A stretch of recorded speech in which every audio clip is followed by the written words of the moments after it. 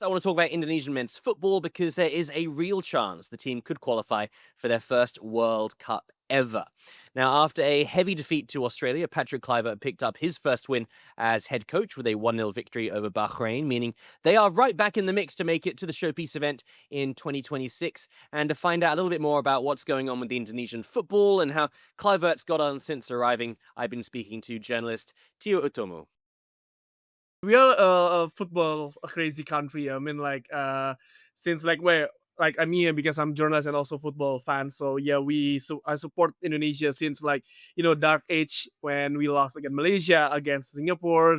Even though we cannot beat Thailand in all the finals in the IFF Championship. In the 90s Tiger Cup name. So yeah, this is the exciting time. So yeah, we are looking forward in Indonesia if we can go through the World Cup, it's really good. I mean, we have a 1001 problems in the country right now, but with the football, everyone's will forget the problems for a while, and then yeah, this is the it's a fun era for Indonesia I was national going to team. say, if you called that the Dark Ages, I guess this is like the Renaissance. Just tell us, Yes. what would it mean to the country if they were to qualify for that World Cup next year? Well, there is a jokes in Indonesia right now. If we have in Jakarta, we have the monuments, the monas. I mean, like the our monument, national monuments, and there's a gold in the top of the monuments. So if we qualify to the World Cup, and if someone stole that gold when we qualify the World Cup, people don't care anything about that. So I mean, like that's the standard that if we qualify to the World Cup, well, people will forget anything about, and then people not only forget but forgive for everything that people did to them. I mean, like this euphoria you never experienced before. If you remember last year when Indonesia in under 23 Asian Cup, when we won against South Korea in the penalty shootout. So yeah, after that, all Indonesian people, especially even my mom never watching football, and she just called me like, Indonesia just won. Yeah, you watch it. So yeah, everyone's like, even though like people who doesn't care about football, they just care right now. Obviously, that 1-0 victory against Bahrain really helped your aspirations for qualification. Oli Remini scored that winning goal. It was, what, 10 days, I think, after he made his debut. How much potential does he show as a player, and how big a figure could he be for this team? So yeah, Ole Rummenigge is our final puzzle for the strikers. I mean, like in the past 5 years, Sintayong before particular effort, he rotated from Rafael Strike, Ramadan Sananta, Hoki Caraka, others players. But when we have Ole Rummenigge since Australian against Australia, but even though we lost like 5-1, but he showed us his capability. I mean, like he's versatile. He not only like the target man, he sometimes can pick up the ball in the midfields and help defend to I mean like to press the players opponent. So yeah, this is the final puzzle that we need in these teams, because like yeah, in the past 5 years we don't have this kind of profile strikers like Ole Romeni. Yeah, I mean, you mentioned new faces. There are so many new players as well who've all gone through this naturalization process in the past couple of years. Um, Do you think the country is behind that as a principle? Is it kind of like short-term gain? You get these guys in, they've got experience, they're going to get you to the World Cup, or do you feel like you'd still wish there are a few more like native Indonesians in there? Well, if you see that every time our FIFA match day, we have one or two new players, Yeah. and like especially, I mean, like this match day, we have Joel Pearson, Dean James, even Emil Audero, and then Ole Romeni. So yeah, it's good for us, but the thing is, yeah, we can, because our history with the Dutch and the other European countries. So uh, yeah, it's good for us that we can naturalize our players who have a heritage from Indonesia. But the thing is that if you want to have a long term, you need to fix the quality of the leagues, our local league as well, because I mean, like, yes, we happy with the national team right now, but some of the peoples in Indonesia also thinking like, yeah, if our national team happy, we also need to fix our local league. I mean, like sometimes we can see in the Asians competitions, like Indonesia teams. sometimes they cannot like compete with the Singapore, Malaysia, and also Thailand, even Vietnam. Sometimes we lost against Philippines football team. So there is a long road to that. But yeah, I mean like the World Cup is near for us, and then maybe along the way. So yeah, people knows that national Indonesian national team have a good quality players, and then some of the players who plays in our local league also can, yeah, like Marcelo. I mean like Rizky Rido and also Ricky Kambuaya who coming from the bench.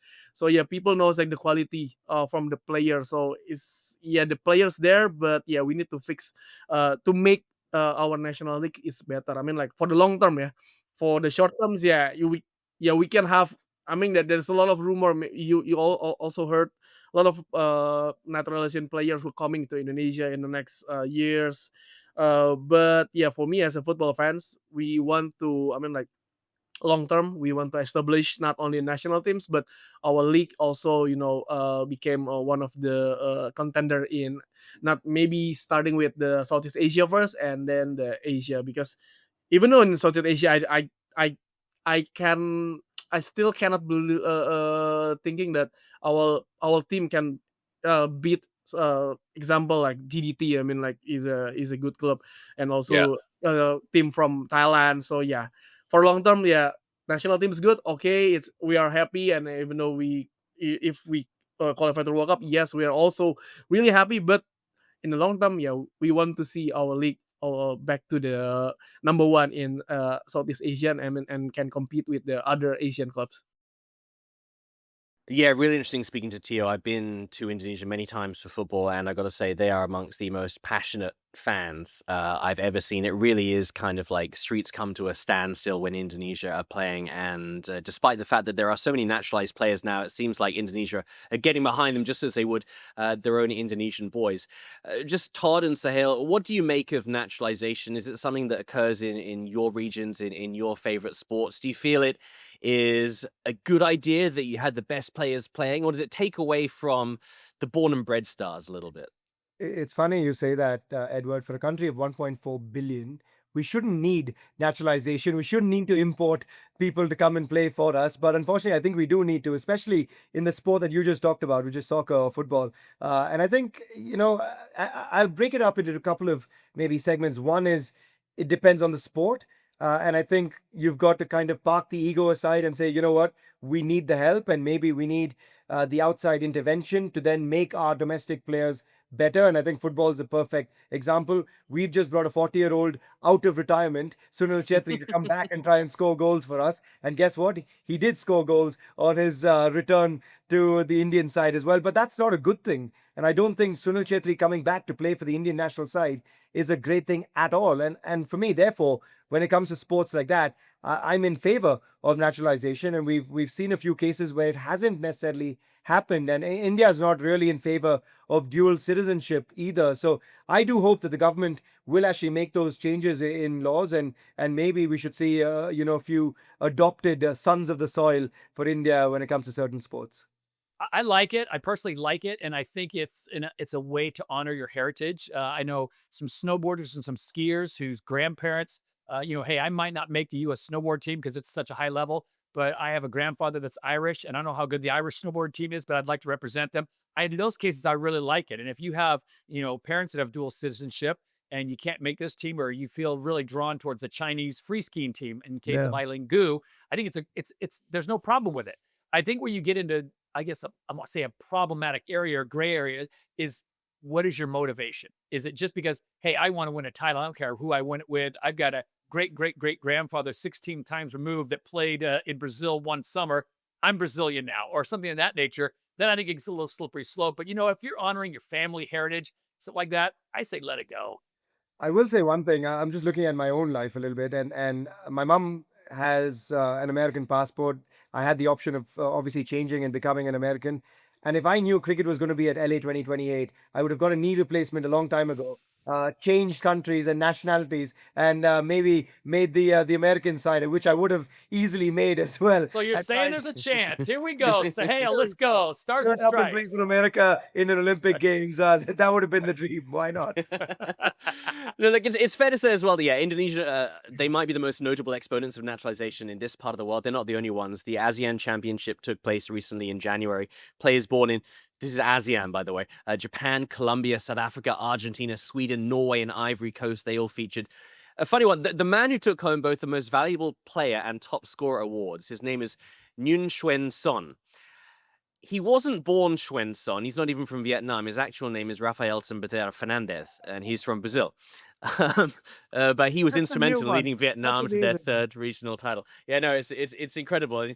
When you're doing commentary and stuff, you're like, hang on, is that Nguyen? Really, that guy? But no, it's a very interesting thing, and yeah, the Qatari football team as well, particularly in the Middle East, I guess, because it has such an influx of people from all over the world, particularly from Africa, North Africa. That's seen a lot of naturalized players as well. Actually, going back to the IPL, in a way, one of the problems when you do have naturalization is availability. And we talk about availability for the Big Bash and the IPL and stuff like that.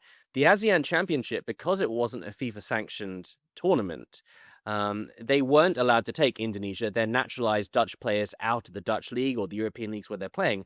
And they absolutely bombed out of that tournament because the Indonesian players had no experience playing at that level anymore.